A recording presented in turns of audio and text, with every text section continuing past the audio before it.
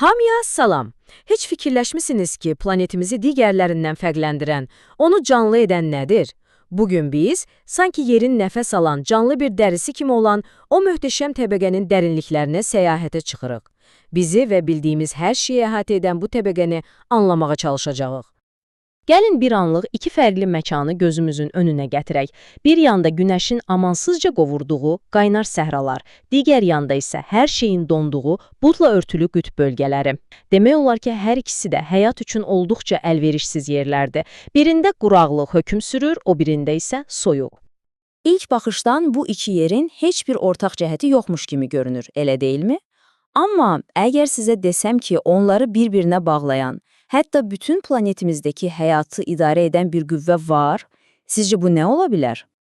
Cavab, coğrafi təbəqədir. Bəli, bu, planetimizin sanki canlı dərisidir. Hər şeyi bir-birinə bağlayan vahid, nəhəng bir sistem.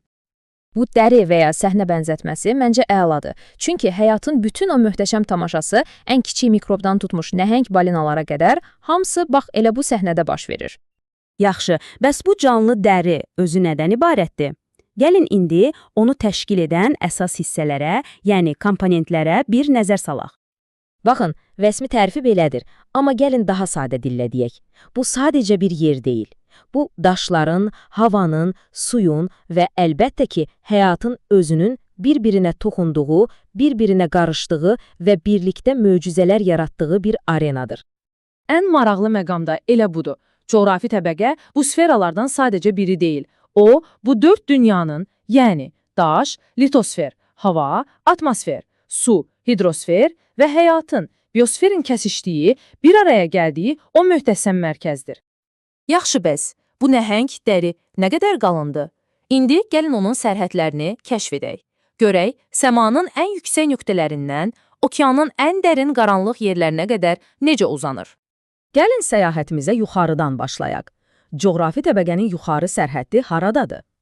Deməli, bizim yaşadığımız hava qatı olan troposferin biraz üstündə, amma bizi zərərli günəş şüalarından qoruyan ozon təbəqəsinin isə düz altında yerləşir.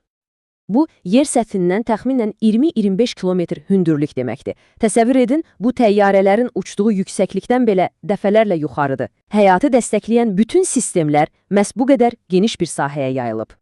İndi isə tam əks istiqamətdə baş vuraq, yerin dərinliklərinə doğru, çünki bu təbəqənin kökləri planetimizin lap içərilərinə qədər gedib çıxır. Aşağı sərhəd isə quruda 10-12 kilometr dərinliyə, okeanlarda isə hətta Mariana çökəkliyi kimi ən dərin nöqtələrə qədər enir. Bu, həqiqətən də ağlasığmaz bir miqyasdır. Və indi gəldik hekayəmizin dönüş nöqtəsinə. Həyatın ortaya çıxmasıyla bu təbəqədə hər şey kökündən dəyişdi. Bir anlıq təsəvvür edin, bir zamanlar bu təbəqə sadəcə daş, su və havadan ibarət idi. Cansız bir dünya. Amma sonra bir möcüzə baş verdi. İlk canlı orqanizmlər yarandı. Və onlar sadəcə bu dünyada yaşamadılar, onlar bu dünyanı tamamilə yenidən yaratdılar. Bax, bütün məsələnin açarı da elə budur. Həyat bu səhnədə sadəcə bir oyunçu olmadı.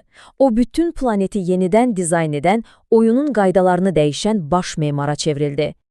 Və bu möhtəşəm geoloji hekayə sonda gəlib birbaşa bizə, yəni insan növünə bağlanır. Həyatın planeti yenidən formalaşdırması nəticəsində yaranan bu yeni məkana biz biosfer deyirik. Başqa sözlə, bu həyatın özü üçün inşa etdiyi bir evdir. Və bax bu, məsələnin birbaşa bizə aid olan tərəfidir. Biosfer bizim evimizdir. Hər gün nəfəs aldığımız, toxunduğumuz və təsir etdiyimiz o məkan. Hekayənin bəlkə də ən düşündürücü hissəsi isə budur. Milyardlarla illik bu təbəqədə bizim, yəni insanın yaratdığı dəyişikliklərin sürəti inanılmazdır. Bizim izimiz hər gün daha da dərinləşir. Və bu da bizi son və çox vacib bir sualla üz-üzə qoyur. Bizim bugünkü addımlarımız milyardlarla illik bu canlı dərini gələcəkdə necə formalaşdıracaq? Görəsən, bizdən sonra gələnlərə necə bir dünya miras qoyuruq? Unutmayın, bu hekayənin növbəki fəslini məhz biz yazırıq.